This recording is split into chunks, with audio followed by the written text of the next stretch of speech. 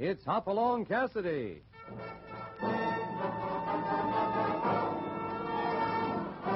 With action and suspense, out of the Old West comes the most famous hero of them all, Hopalong Cassidy, starring William Boyd.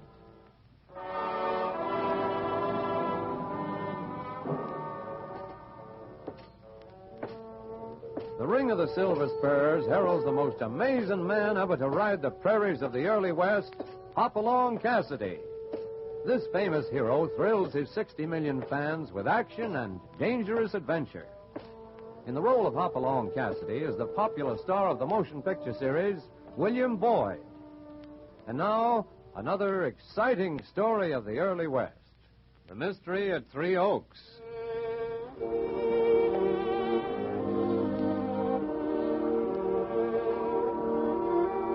There was a time when Three Oaks was a busy little town.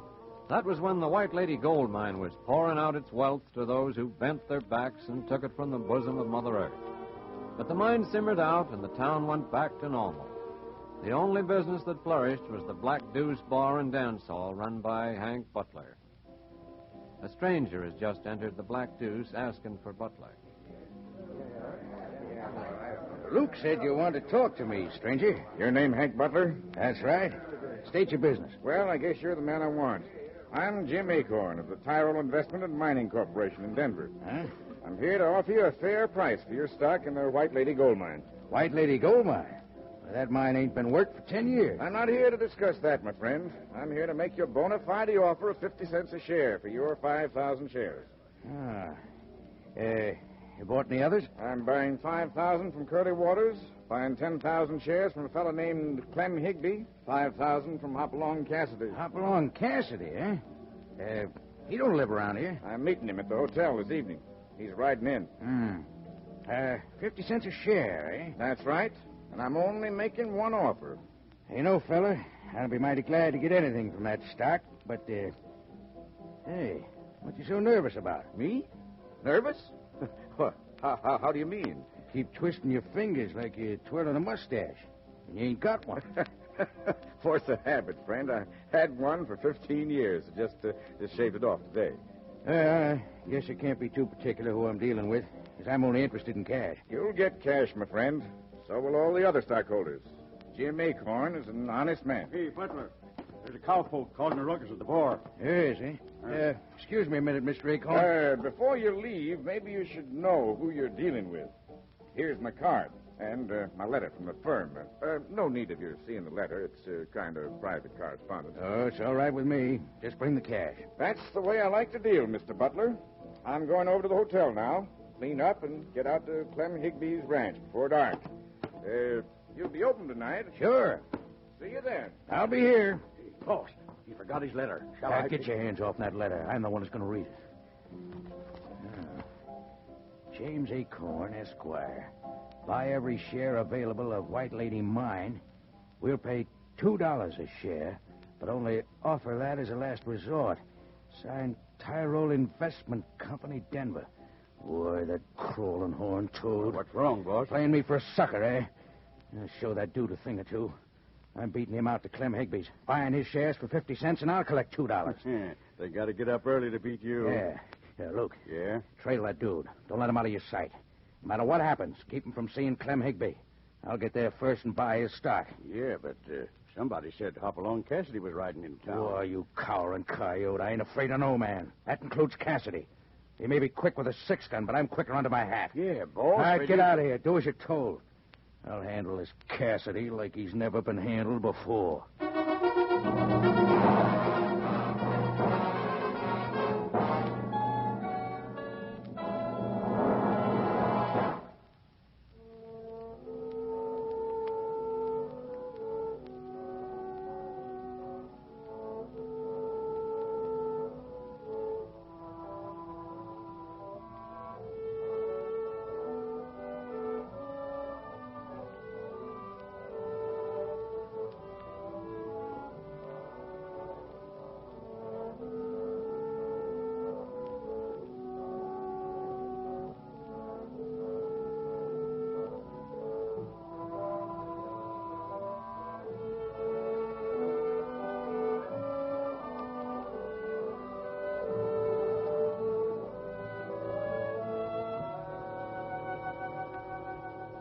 Now back to Hopalong Cassidy and our story, The Mystery of Three Oaks.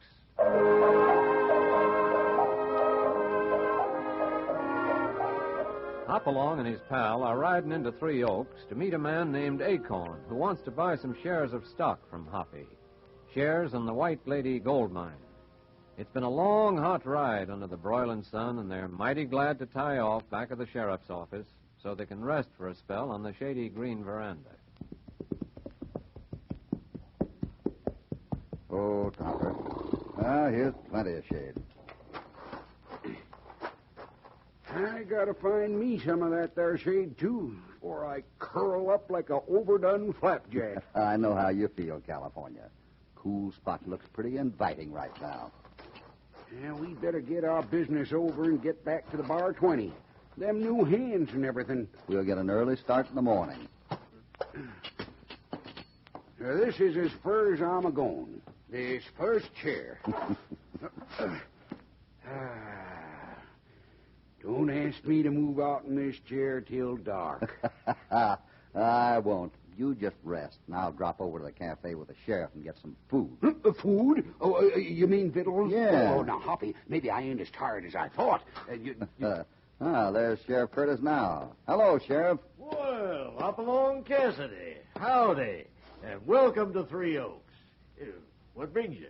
Money. Yeah. Huh?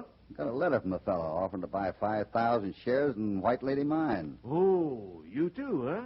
Huh? Curly Waters got the same offer on his shares. All set to sell when his ranch house was busted into and the shares stolen. Happened the very night Acorn arrived in town. Why, to meet him at the hotel. Well, sit back and rest. I just saw him all dulled and duded up, riding out of town toward the Clem Higby's ranch. Oh, then we'll have to wait. Hey, you saddle bum, get off this porch. Well, why, If you ranch hands want to sleep, get out in front of the black dude. I'll get. Go on. Oh, doggone it, I'm California. I don't care if you're the real Green. Now, get out. Well, what's so darn funny, Hoppy? Oh, that's California, and you're inviting off of the place, Sheriff. My pal of years standing. It is? Sure. Well, doggone it, California. I didn't recognize you. Concern a fine howdy do. You stand there letting him insult me. Oh, forget it, California. There's nothing wrong with you that a plate of beans won't fix up. You know, Hoppy, I'm doggone glad you come when you did. With so much money changing hands around here, but anything's apt to happen. Well, that's all well and good, but we'll be a darn sight more help to you with a full stomach than we will us starving to death. The only thing that interests me, Sheriff, outside of food, is meeting this fellow who's willing to pay for stock in a mine that's full of shale and rock.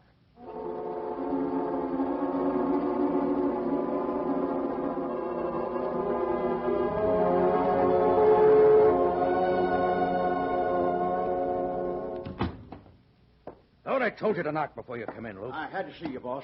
Now, don't get to jumping over the traces when I tell you what happened. Well, what happened? Well, like you told me, I trailed this dude till it got dark. Then he turned off the trail to Higby's ranch, and I lost him. Well, as long as no harm's done. Oh, you got there first, huh? And I got the 10,000 shares from Higby. Good. And at 50 cents, too. And of course, didn't have no time to argue, so I just gave him $1 straight. $10,000. Great. And you get $2 a share. I'd like to see this dude's face when he finds out you outfoxed him. So would I. Huh? What do you mean, boss? Nothing. Keep your lips sewed up about tonight. You don't have to tell me that. Look here, Luke. Let me tell you one thing. Uh-oh. Sounds like trouble out front. It's a sheriff with a couple of cowpokes. Let me take a squint. Hank, it's Cassidy. So? Yeah, I got a get. You do your own entertaining. I got other plans somewhere else.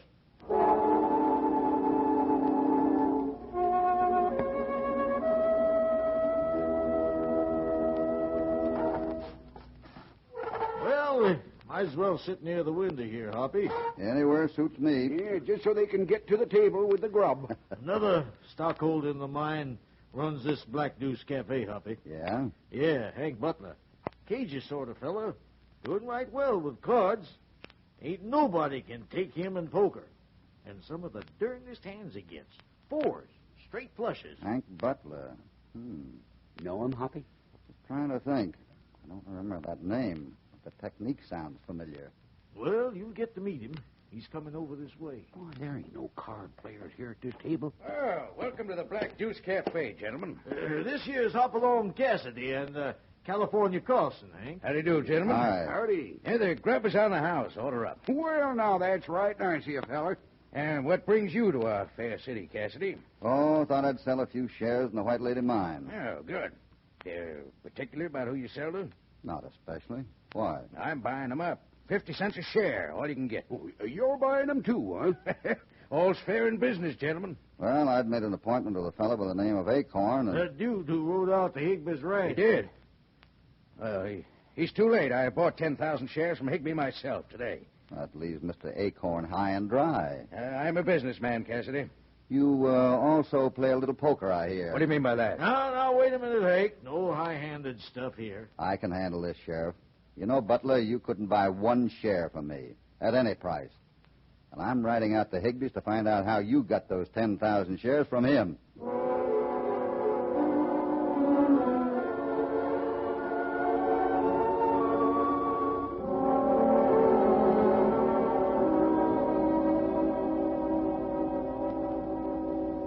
That's all there is to it, Mr. Cassidy. Butler got here first and paid me $1 share, so I sold him. What did Acorn say about it? Well, guess he's kind of mad, but he only offered 50 cents. Of course, I can see where you made money on them. Hank's a nice feller. Told me to drop into the Black Deuce tonight, and everything's on the house. Did he offer to play a little poker? I'm one feller he knows he can't beat. Why? Oh, just thinking. Better leave the 10,000 here when you go in tonight. I ain't no yearling. I've been weaned, Cassidy. Don't you worry none about me. Well, guess we'll be going back to the hotel. Get our business over with Acorn and head for the bar at 20. You'll get a better price from Butler. I did. How can Butler afford $1 a share, while Acorn is offering 50 cents? Each share is numbered. He'd better check them. Numbered? I couldn't tell you. Tain't no affair of mine. No, guess not. Well, you ready, California? Yep, been ready for 10 minutes. I'll see you in town tonight, Cassidy. I'm sure you will. How do you mean that? You know, Higby, I'm sorry you asked that. Hmm? Yeah, I don't quite know myself what I meant. Yet.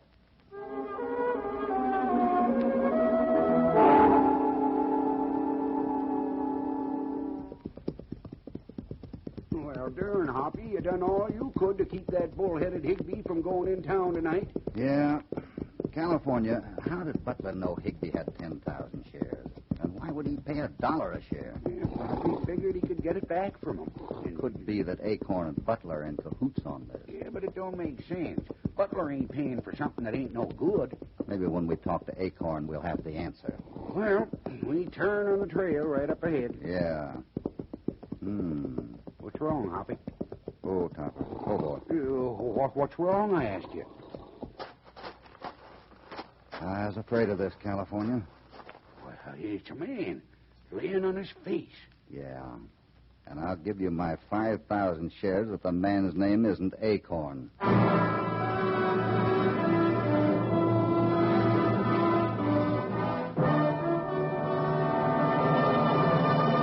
Before we continue, here is a word from your announcer.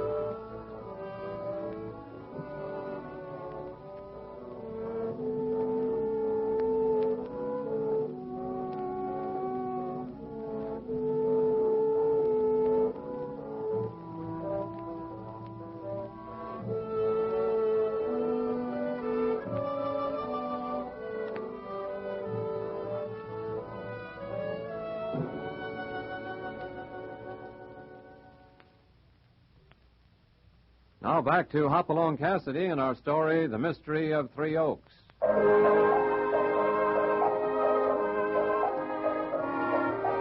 Hopalong Cassidy and his pal California Carlson came to Three Oaks to sell 5,000 shares of the White Lady mine to a fellow by the name of Acorn. Hoppy found that Hank Butler, owner of the Black Deuce Cafe, had been doing some buying, too. 10,000 shares at $1 a share from Clem Higby. Hoppy rode out to the Higby ranch to find Mr. Acorn and found him dead. I felt this in my bones, Hoppy, since that Acorn fella got in town. Not much you could do then, Sheriff. Yeah, there ain't a lot I can do now till get some kind of evidence. It seems to me you could start at that Black Deuce Cafe. Yes, I was thinking the same thing. Hank Butler admitted he was out there on the Higby ranch buying them shares. That's right, Sheriff. Yeah, and that Luke fella has disappeared higher than hair. He generally does Butler's dirty work. Yeah, if Butler didn't do his own. Well, we'll soon know. Deputy Willard knows where Luke holds up when he's in trouble. Like as not, he's got him already. And don't forget that Higby. Acorn was killed on his ranch. Yeah, but what would Higby have to gain? He already had his money from Butler. It don't make sense. Now, I don't say Higby did it. It could have been possible for Acorn to have met Butler out there and, well, disagreed. Yes, you're right, Hoppy. That's just what happened. You're right as rain. Yeah, Butler mad as all get out because Acorn caught him in his dirty work. But we have to have some proof. Yes, I can't just drag everybody to jail. Sheriff, looks to me like a killing for greed. Well, then why wasn't Higby killed? He had 10,000. Because he can be relieved of that money without a killing. Well, how do you mean, Hoppy? Poker. Butler? Yeah. Oh, I'm beginning to see what you're driving at, Hoppy. You do? What is it? Why, Butler, that is, Acorn tried to beat Butler for the shares, and, well, what did happen? We won't be sure till the killer tells us himself. Well, that may be sooner than you think, Hoppy. Yeah, I see Deputy Willard bringing in that Luke fella. If we can get him to talk, it'll save a lot of time.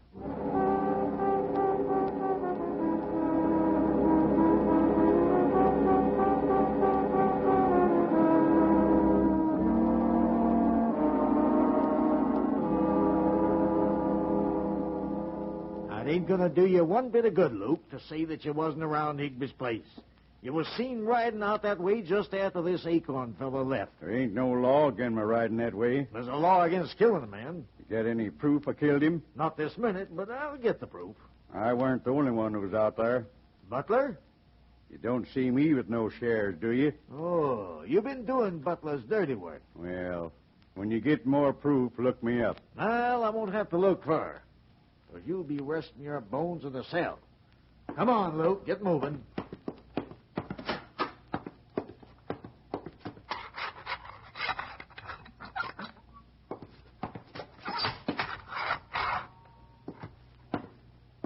You may be the law, but you'll pay for this. Yeah? Well, suppose you tell me why you was found hiding out on that old spread of yours. I wasn't hiding. I was rounding up a few strays. Yeah, well, the only thing wrong with that story is it was dark. And you ain't had a head of beef on that spread for 5 years. Oh, here you are, Sheriff. Yep. I got that Luke hog-tied in the cell. Yeah, darn good place for him. Just came from the hotel, got my wire. Wire? Yeah. When I left the bar at 20, I wired the marshal at Denver. Here's the answer. Be a lot of help. Does it tell us for sure who the killer is? No, but it gives us a pretty good idea. Here's what it says. No such investment company as Tyrol. Address given as residence of sharper called George Watts. Unable to locate. Well, doggone it, maybe the fellow Acorn was really Watts. No doubt about it, California. Well, I'm only interested in who done the killing. And I think I got him right back there in that cell. That's Luke. Yeah, you're forgetting about Butler? No, I ain't.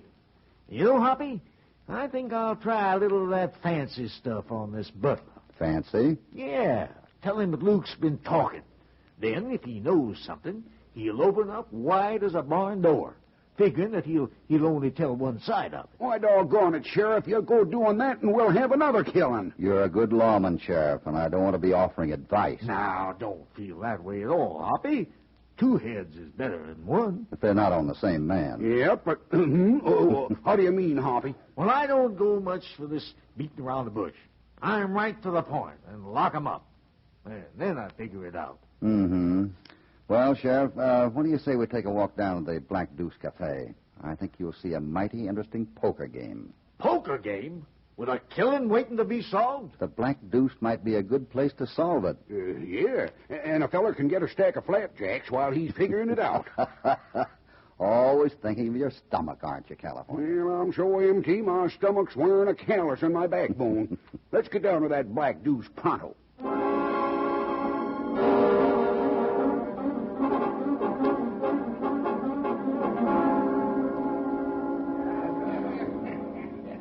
Don't look like the bar's doing much business. No, everybody's standing around that table in the back. Must be something big. Probably $10,000. Oh, you think so? You mean that Higby's fool enough to play with that shopper? Some fellers ain't got even horse hands. Let's move up there, Sheriff, where we can watch this game. Hey, not too close, Hoppy. Yeah, looks like the game's over. Higby's just staring at Butler and... Yeah, looks like trouble. Why, you dirty polecat, you cheated me and you knowed it. Why, you... One move, Higby, and I'll gun you down. Yeah, like you did that acorn feller, huh? Only I'm facing you. You do your killing from the That's back. far enough, boys. Put up that 6-gun, Yeah, you Butler. plumb cheated, Sheriff. That's the chance you take when you play. All right, boys, break it up. Get moving. Come on. All right, everybody, come on with your business. Tony, play some music. Anytime a man beats me when I got fours, he's a cheating. All right. Calm down. Nothing you can do now. I'll be talking to Butler, Hoppy. I'll see you in a minute. Right, Sheriff. Time something was done with that sharper. You say you had 4s? Yeah, that's right. 4 queens. You threw away 1 card and drew 1? Yes, that's good poker.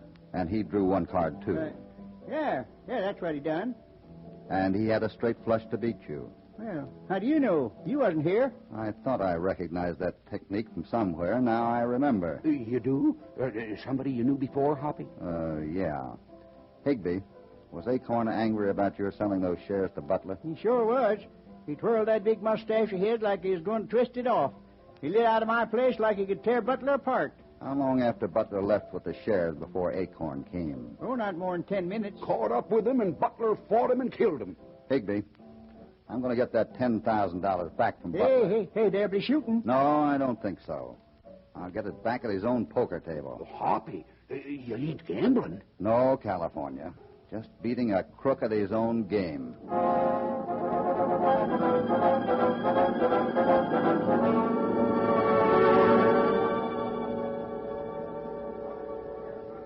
You ain't going to be like that yellow friend of yours and snivel if you lose. Nope, deal the cards. Me deal? Sure. Let's make it one-handed draw. Stakes? The sky. Kings are betted open. Right? Getting warm in here, Sheriff. Sure is. I don't know what Hoppy's up to. You can be darn sure he does. You open, Cassidy? Yeah. I'll open for 10,000. Huh? 10,000? Yeah, that Cassidy's no piker. Butler's men's matching this feller. I'll stay. Sheriff, Hoppy's got 4 jacks. I see him. How many cards you drawing, Cassidy? Give me 2. Oh, the fool. He's throwing away 4s. How many? You say 2. That's right, and off the top, too. Yes, of course. Here. 1, 2. Now he's only got 3s. California. I'm taking 1. I'm throwing in another 10,000, Butler. You and Cassidy, I can't call. And I'll tell you why you can't call Jim Paget. Huh? Last time we met, you were Jim Paget. Same old trick, eh? You expected me to draw 1 card. The next card would have made you a straight flush. I don't know what you mean. Here's what I mean. I drew the 6 and ace of clubs. If I'd have drawn none, you'd have had one end. If I'd draw 1, you'd have had the other end. Why, Butler, you've been cheating these folks for years. And he cheated me out of my 10,000, too. And that ain't all he's done. California. Let me see those shares you bought, Butler. You accusing me of something else? Let him see him, Butler. Where are they? Right here in my inside coat pocket. Yeah, there. Mm-hmm. Can you tell anything by him, Hoppy? Yes, I can, California. Acorn had about 5,000 shares from Curly Waters. And no shares was found on Acorn. That's right. Whoever has Curly shares... Done a killing. See anything, Hoppy? Yeah. See, Sheriff? These numbers. They're not consecutive. They're from 2 different owners. Well, now, that's something we can use for proof. Come on, Butler. Luke's getting lonesome for you. Just a minute, Sheriff. We forgot something.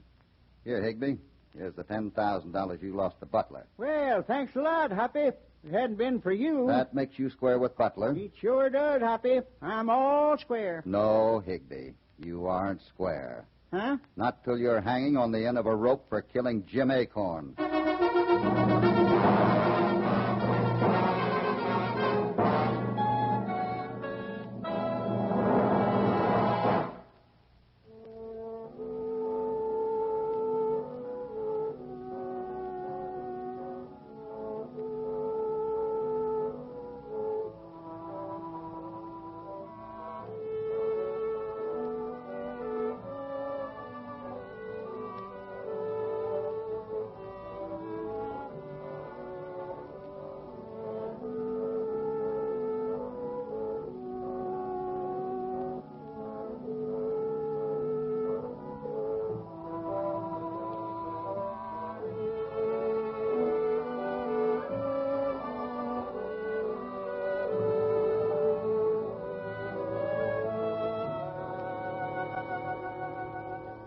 Now back to Hopalong Cassidy. Hoppy, I thought you was plumb loco when you said that Higby was the killer. Well, Higby admitted it. He confessed. Yeah. And when them numbers wasn't consecutive, Higby knew that he'd got them shares he stole from Curly Waters mixed with his own that he sold to Butler. Numbers? Sure. Them numbers on the shares. Those numbers weren't different, Sheriff. What? There weren't any share numbers. Those were the surveyor figures on the location of the mine. Why, Hoppy, you tricked them. Acorn and Higby had planned this whole thing to unload worthless stock. They knew if the word got around that a big company was buying up the stock, Hank Butler would try to beat him to it. But Higby got greedy when he had the cash in his pocket.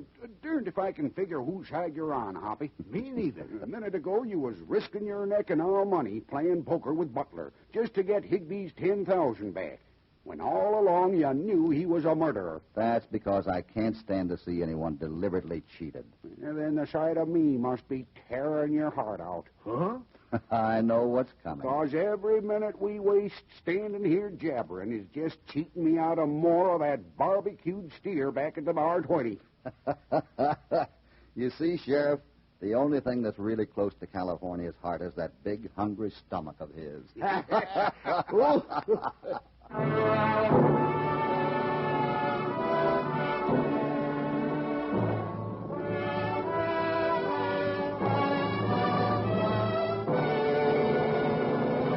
Goodbye from Hopalong Cassidy. Hoppy in California will be back soon, and of course, we hope you'll be with us. You won't want to miss this next experience of theirs, so don't forget it, will you? Hopalong Cassidy, starring William Boyd, is transcribed and produced in the West by Walter White, Jr. The Mystery of Three Oaks was written by Howard Swart. All stories are based upon the characters created by Clarence E. Mulford. This is a Commodore production.